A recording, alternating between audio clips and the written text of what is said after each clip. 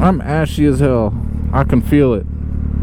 I can feel the wind blowing on my ashiness. I didn't wear high enough tube socks and my pants are high waters. Ooh wee, guys, what is good? Thank you for joining me in today to my video. Saving ways, gotta say hello to the kids. But yeah, thank you for tuning in today. Last time I was speaking about the 636, I spoke about the 2022s. We spoke about the new colorways that they had coming in stock. They really didn't change much when it came to it, considering it's the 5th year, and they really don't revamp them until after the 5th year.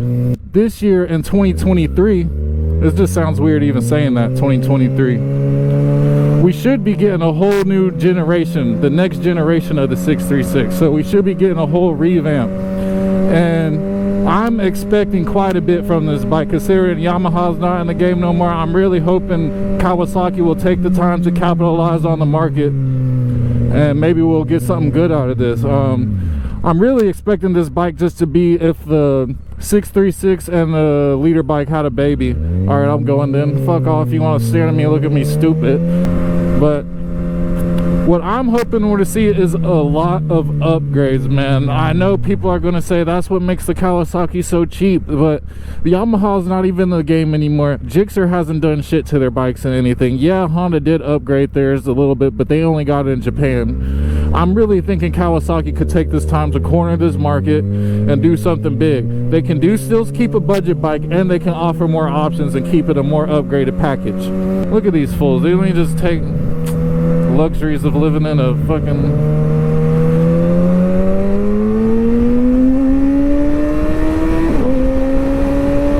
Bro, it's windy as hell today. Yeah, we definitely taking it easy today. I'm really not geared up. I've got some loose ass shoelaces on. I'm really not geared up to do anything crazy out here. Yeah, but back on point. All they really give us on the KRT is ABS and some stickers. When we pay about $1,000 more, $2,000 more on top of it, actually, if you just get in the base without the KRT. This bike, for example, this bike is $2,000 cheaper than the KRT because this bike does not have ABS and it does not have the stickers. What I'm thinking is, on the KRTs, they can offer more options, such as possibly cruise control and maybe even a downshift. That'd be awesome if we got a downshift. They do come with an up quick shifter. I mean, when I say downshift, I mean a quick downshift, but and just better exhaust, and maybe even come out with a track ready version of like Yamaha's done. And you can still keep the base models, but I definitely would like to see a TFT display on all of these new bikes. I think it deserves it. I think they can keep room in their budget to do it. I'm expecting nothing to change with the engine, to be honest with you. If they change something in the engine, I'd be kind of surprised. This engine has been good for years now. And maybe some changes in gearings or something like that, or positioning or whatnot, but I don't think nothing too crazy. This light is taking forever. I'm really hoping it takes on the looks of the Zx6r though. The Zx6r has had one of the best facelifts in all of recent history. I think is one of the meanest looking bikes. Y'all have heard me say this repetitively, I'm sure. But hopefully it's like this, the 600 and the Zx6r has a baby. That's what I'm hoping for. Hopefully we get some winglets, some inner winglets. Holy shit, it is windy, bro. Like, it is windy out here.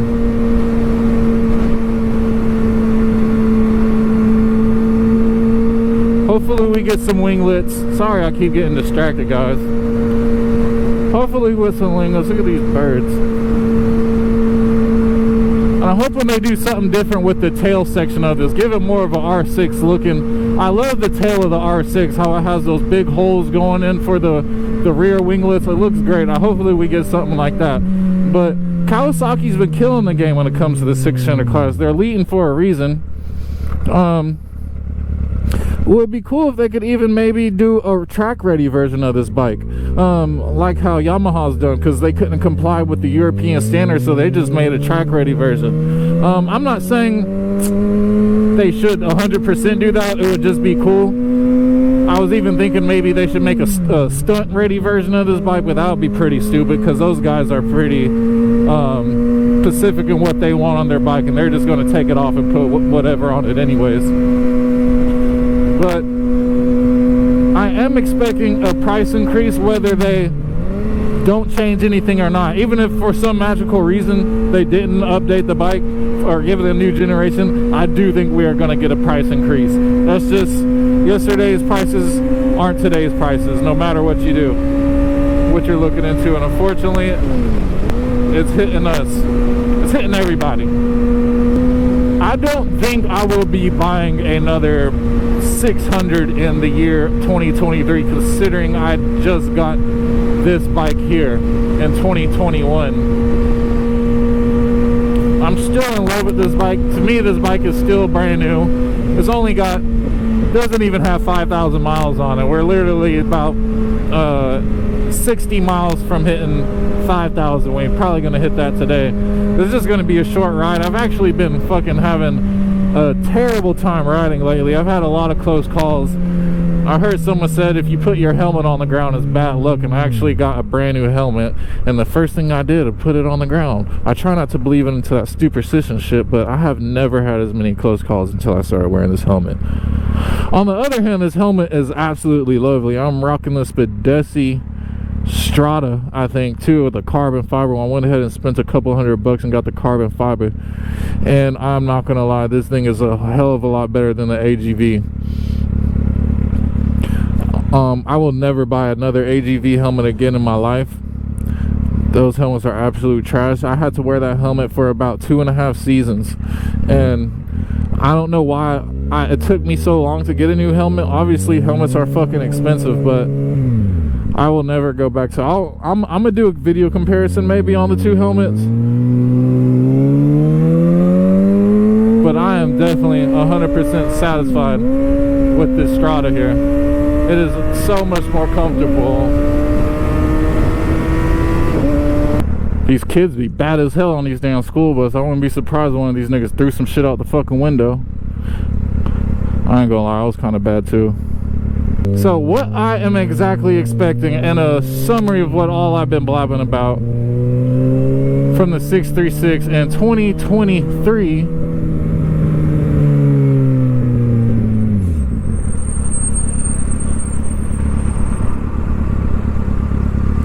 is a TFT display. Hands down, we need it. We need it. If we don't get it, I'm gonna be very upset, Kawasaki. Cruise control would be awesome.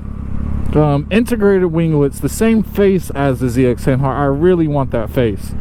The face is just awesome. It's the meanest face in the game, as I've said. We need to update this RAM air intake, because I've seen lots of things, people complaining about that shit breaking. There's some other things too that need some updates. Hopefully they improve on the whole overall finish control. I complained about this in my other video on the dislikes. Hopefully, because like look at this shit's all loose all the time. There's just other things that are loose that I've just wiggled off that I always have to tighten. That's something you expect from a Chinese bike, not a Japanese bike, and hopefully the quality control picks up a little bit on that. But Kawasaki's killing the game. Suzuki's hanging in there. Honda's, I think we might get the new new generation of Honda in America this year. But Yamaha's out, as we know, and that's just what I think. Hopefully, I think I'm gonna be 60% on this. I know I'm forgetting some things, but I think I'm gonna be about 60% right on some of this stuff. But appreciate you guys for tuning in. I'm gonna go get me a fucking margarita because I'm addicted. Premature alcoholic. Just kidding, I'm really not. But a margarita sounds great. And maybe some crawfish, so we'll see what it goes. Appreciate y'all boys.